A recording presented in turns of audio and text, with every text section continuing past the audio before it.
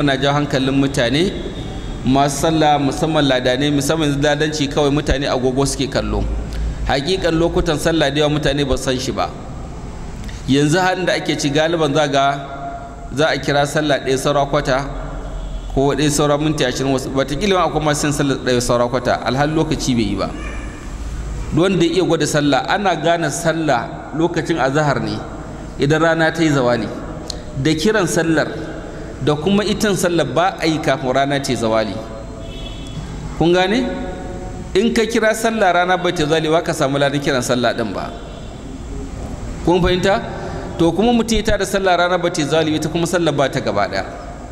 Da haka da bukata mutane labarai su san wannan abin cewa sai rana ta yi zawali to kuma baicin a haka ana bukata ka san menene zawalin ya take zawali din. Ina fatan fahimta. Rana a guje da sun za mu zo mutar da lokacin sallah a nan wajen tana da game da zawalin tana da fuskoki daban-daban ne.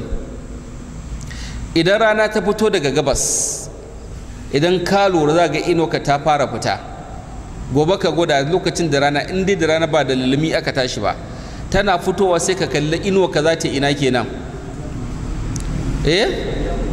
za ta ina za ta yi yamma.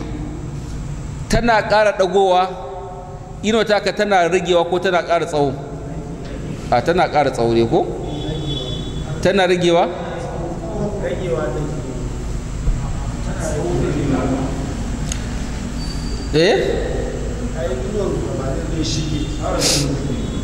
idan ta fito daga nan ta hasko ka ino ka za ta fita ko da haka ne za ta fita da tsawonta.